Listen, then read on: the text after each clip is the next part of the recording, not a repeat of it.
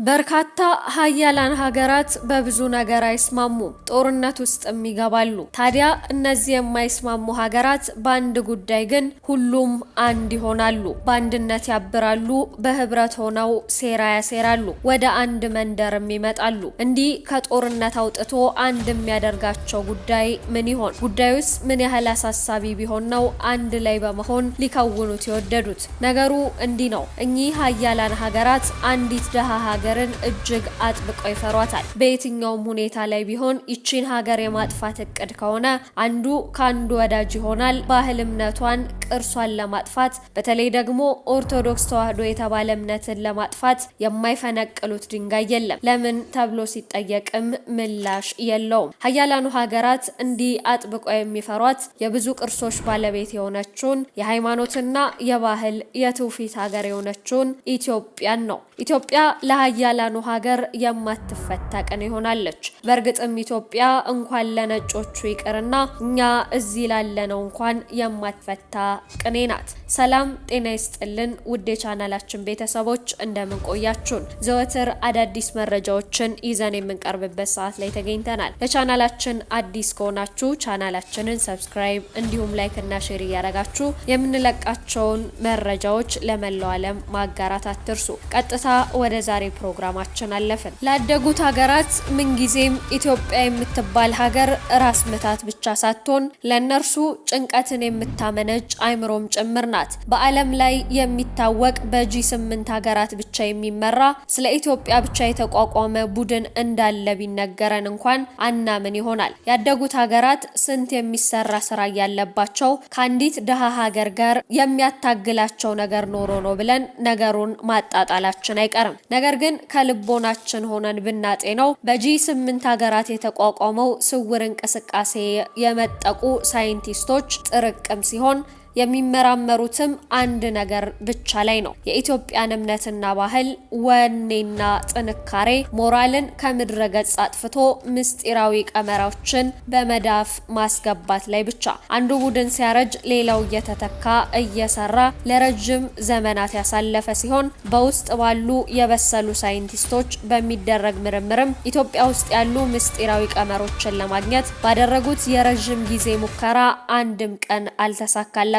ታዲያ ከምድራችን በታች ታላቅ የእሳት ባህር አለ። በታላቅ የእሳት ቀለበት የተከበብን ነን። በዚህ የእሳት ፍሳሽ ተጽዕኖ ምክንያትም ዓለማችን በየዓመቱ እስከ 20 ኪሎ ሜትር ወደ ምድረ በዳነት ትቀየራለች። ለአብነትም ከሰሃራ በታች ያሉ ሀገራትን መጥቀስ ይቻላል። ታዲያ ይህ የእሳት ባህር በምድራችን ላይ ዛፎች በተተከሉ ቁጥር በዛፎች ስሮች አማካኝነት ቅዝቃዜን ያገኛል። በዚያን ወቅትም እንፋሎቱ በንፋስ መልክ የምድርን ደረት ቀዶ ወደ ላይ ይተነፍሳል። ይህንን ተከትሎ ንፋሱ ከፍተኛ ጥፋትን ያስከትላል። የነዚህ እንፋሎት ወይም ደግሞ እሳት መተንፈሻ ተብለው ምድራችን ላይ የሚጠቀሱ ሁለት ታላላቅ ስፍራዎች ሲገኙ አንዱ በሀገራችን የሚገኘውና አሜሪካን ጨምሮ እየዛተችበት የሚገኘው ምስጢራዊው ተራራ ነው። ሌላኛው ከሜዲትራኒያን ውቅያኖስ ስር ይነሳል ተብሎ ይጠበቃል። ታዲያ ብዙ ከማይነገርለት እጅግ ምስጢራዊ ቦታ ከሆነው ተራራ የቀድሞው የአሜሪካ ፕሬዝዳንት ጆርጅ ደብል ቡሽን ጨምሮ በተለያዩ የዓለም ነገስታት እንዲሁም ደግሞ ዓለም ላይ ያሉ ምስጢራዊ የጽዋ ማህበራት፣ ወንድማማቾች ማህበር፣ የጽዮን ጽዋ የተባሉ እጅግ ምስጢራዊና ረቂቅ ማህበራት ለበርካታ 100 ዓመታት የቆዩ የሀያላን ግለሰቦች ስብስብ በግልጽና በህቡ እየተመላለሱ ይሄንን ቦታ ሚስጥሩን ለመፍታት ይጎበኙታል። ታዲያ ከዚህ ከፍተኛ ተራሮች የሚነሳው ነፋስ እስከዛሬ ዓለማችን ላይ ቀላል የማይባል ጥፋትን አስከትሏል። በተለይም በምዕራቡ አረብ ሀገራት ላይ። ለዛም ይመስላል በሱናሚ በማዕበል በተደጋጋሚ ሲጠቁ ሳይንቲስቶቻችን ማዕበሉን ያስከተለው ነፋስ ከኢትዮጵያ ሰሜን ተራሮች ተነስቷል እያሉ የሚዘግቡት። እንዲሁም ደግሞ ቅዱስ ያሬድ ከተሰወረበት ከኢትዮጵያ ትንሣኤ ጋር ከተያያዘው የኢትዮጵያ ተራራ የተነሳው ከባድ ነፋስ የተለያዩ የዓለም ከተሞችን በማቋረጥ የአሜሪካን ግዛቶች እንደመታ የዓለም የዜና አውታሮች እነ ቢቢሲ፣ አልጀዚራ፣ ሲኤንኤንን ጨምሮ የመሳሰሉት ከዓመታት በፊት በዜና እወጃቸው ይዘውት ብቅ ማለታቸውም የሚታወስ ነገር ነው። እንዲሁም በግልጽ በዶናልድ ትራምፕ የዚህን ነፋስ መነሻ ቦታ በሚሳኤል እንመተዋለን ብለው ነበረ።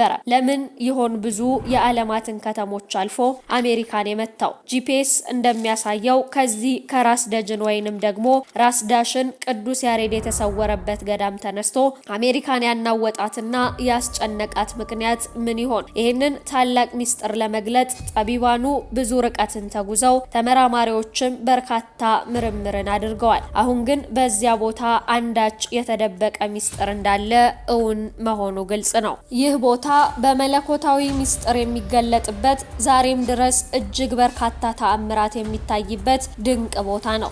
ራስ ደጀን እጅግ ሰፊ ቦታ ሲሆን ደግሞ ደጋማ የአየር ሁኔታ ያለውና በርካታ ስውራን ገዳማትና መነኮሳት የሚገኙበት የበረከት ቦታ ነው። ይህ ቦታ የራሳቸው የኑሮ ዘዬ ያላቸው ዘመናዊ የሆነ አንዳችም ነገር ያልገባበት የዘር ሐረጋቸው በእግዚአብሔር የተባረከ የሆኑ ትውልዶችም በስውር ይኖሩበታል ይባልለታል። የኢትዮጵያ ተራሮች አባት ራስ ደጀን ወይም ራስ ዳሽን ከፍታው ከባህር ወለል በላይ 4543 ሜትር ሲሆን ይህም በሀገራችን በከፍታው ቀዳሚ ያደርገዋል። ከራስ ደጀን ተራራና በአጠገቡ በሚገኙ ከደጀን ቀጥለው ሌሎች ከፍ ያሉ ተራሮች ላይ የሚነሱ ወንዞች በዙሪያው ለሚገኙ ህዝቦች የውሃ ማማ በመሆን የግብርናና ስነ ምህዳራዊ ህልውናዎችን በሙሉ ከሱ ጋር በእጅጉ የተቆራኙ ናቸው። ከራስ ደጀን ተራራ በተጨማሪ ጠፋው ለዘር፣ አባ ያሬድ፣ ቀዳዳው ዋሻ፣ ወይኖበር፣ አኖላ፣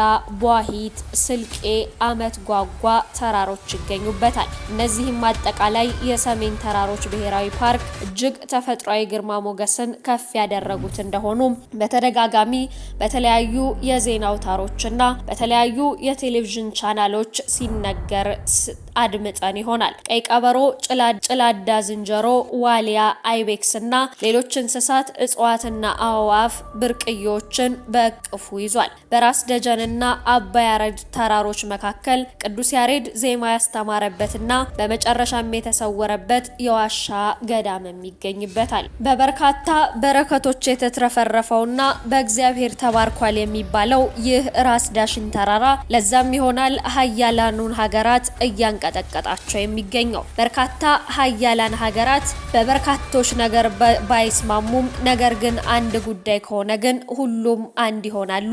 በአንድነት አብረው ሴራን ያሴራሉ። ምንም አይነት ጉዳይ ቢሆን ኢትዮጵያን ስለማጥፋት ከሆነ ሁሉም በአንድ ይስማማሉ። በተለይ ዳሽን ተራራ ወይም ራስ ደጀንን እጅጉን አጥብቀው እንደሚፈሩትም ይገለጻል። አሁንም ቢሆን ኢትዮጵያ ላደጉት ሀገራት ራስ ምታት ብቻ ሳትሆን ለነርሱ ጭንቀትን የምታመነጭ አእምሮም ጭምር ናት። በዓለም ላይ የሚታወቁ በጂ8 ሀገራት ብቻ የሚመራ ስለ ኢትዮጵያ ብቻ የተቋቋመ እጅግ በጣም ግዙፍና በየቀኑ ያለ ድካም የሚሰራ አንድ ቡድን አለ። ይህ ቡድንም በጣም በሳልና ጎበዝ የሚላቸውን ተመራማሪዎች ቀን ከሌት እየለፉ የተደበቀው ሚስጥር እንዲያወጡለት በየቀኑ ይታተራል። ውድ የቻናላችን ቤተሰቦች ለሰዓቱ ያዝንላችሁ ፕሮግራም ይሄንን ይመስላል። በቀጣይ በሌሎች አዳዲስና ሰበር መረጃዎች ወደ እናንተ የምንመለስ ይሆናል። ለቻናላችን አዲስ ከሆናችሁ ቻናላችንን ሰብስክራይብ እንዲሁም ደግሞ